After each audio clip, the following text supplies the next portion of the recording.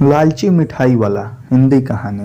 दीनपुर गांव में सोहन नाम का एक हलवाई रहता था। वह खूब बढ़िया और स्वादिष्ट मिठाइयाँ बनाने के लिए जाना जाता था।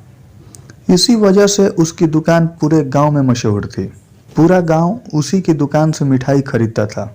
वह और उसकी पत्नी मिलकर शुद्ध देसी घी में मिठाई बनाते थे। इससे मिठाइयाँ काफ़ी अच्छी और स्वादिष्ट बनती थी। हर रोज़ शाम होते होते उसकी सारी मिठाइयाँ बिक जाती थी और वह अच्छा मुनाफा भी कमा लेता था। मिठाइयों से जैसे ही आमदनी बढ़ने लगी, सोहन के मन में और पैसा कमाने का लालच आने लग गया। अपने इसी लालच के चलते उसे एक तरकीब सूझी। वो शहर गया और वहां से एक दो चुंबक के टुकड़े लेकर आ गया। उस टुकड़े को उसने अपने तराजू के नीचे लगा दिया। इसके बाद एक नया ग्राहक आया जिसने सोहन के पास से 1 किलो जलेबी खरीदी। इस बार तराजू में चुंबक लगाने की वजह से सोहन को अधिक मुनाफा हुआ। उसने अपने इस तरकीब के बारे में अपनी पत्नी को भी बताया, लेकिन उसकी पत्नी को सोहन की यह चालाकी अच्छी नहीं लगी। उसने सोहन को समझाया कि उसे अपने ग्राहकों के साथ इस तरह की धोखेबाजी नहीं करनी चाहिए, लेकिन सोहन ने अपनी पत्नी की बात बिल्कुल भी नहीं सुनी। वह हर रोज तराजू के नीचे चुंबक लगाकर अपने ग्राहकों को धोखा देने लगा। इससे उसका मुनाफा बढ़कर कई गुना अधिक हो गया। इससे सोहन को काफ़ी खुशी हुई। एक दिन सोहन की दुकान पर रवि नाम का एक नया लड़का आया। उसने सोहन से 2 किलो जलेबी खरीदी। सोहन ने इसे भी चुंबक लगे तराजू से तौलकर जलेबी दे दी। रवि ने जैसे ही जलेबी उठाई, उसे लगा कि जलेबी का वजन 2 किलो से कम है। उसने अपना शक दूर करने के लिए सोहन से दोबारा से जलेबी को तौलने के लिए कहा। रवि की बात सुनकर सोहन चिढ़ गया।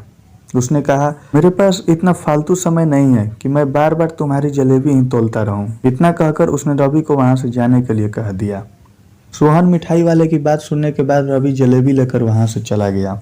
वह एक दूसरी दुकान पर गया और वहां बैठे मिठाई वाले से अपनी जलेबी तौलने के लिए कहा। जब दूसरे दुकानदार ने जलेबी तौली तो जलेबी सिर्फ 1.5 किलो ही निकली। अब उसका शक यकीन में बदल गया था। उसे पता चल गया कि सोहन मिठाई वाले के तराजू में कुछ गड़बड़ है। अब उसने तराजू की गड़बड़ को सबके सामने लाने के लिए खुद एक तराजू खरीद लिया और उसे ले जाकर सोहन मिठाई वाले के दुकान के पास ही रख दिया। फिर रवि अपने सभी गांव के लोगों को वहां पर इकट्ठा करने में लग गया। जैसे ही लोगों की थोड़ी भीड़ बढ़ने लगी तो उसने गांव के लोगों को कहा कि आज मैं आप सभी लोगों को एक जादू दिखाऊंगा। यह जादू देखने के लिए बस आप लोगों को सोहन मिठाई वाली से खरीदा गया सामान एक बार इस तराजू में तौलना होगा। तब आप लोग देखेंगे कि कैसे सोहन मिठाई वाले के तराजू में तौली गई मिठाइयाँ इस दूसरे तराजू में अपने आप ही कम हो जाती है। कुछ देर बाद 1-2 लोग मिठाई लेकर रवि के पास पहुंचे तो उसने ऐसा करके भी दिखाया।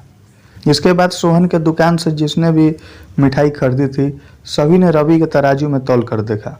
सबकी मिठाइयाँ 250 ग्राम से लेकर आधा किलो तक कम निकली। यह सब देखकर लोगों को काफ़ी हैरानी हुई।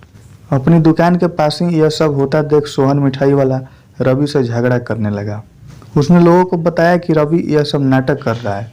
अपनी बात को सही साबित करने के लिए रवि सीधे सोहन मिठाई वाले का तराजू लेकर आया और तराजू में लगा चुंबक निकालकर सबको दिखाने लगा।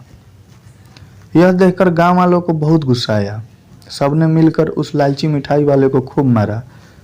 अब उस लालची मिठाई वाले को अपने लालच और उसके कारण की गई गलती हरकतों पर पछतावा हो रहा था।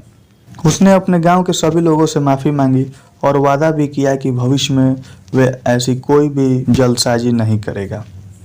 सोहन की इस धोखेबाजी से पूरा गांव नाराज था, इसलिए लोगों ने उसकी दुकान में जाना काफ़ी कम कर दिया। इधर सोहन के पास पछताने के अलावा कुछ और नहीं बचा, क्योंकि वो पूरे गांव वाले को भरोसा खो चुका था। दोस्तों, कहानी से सीख हमें क्या मिलती है?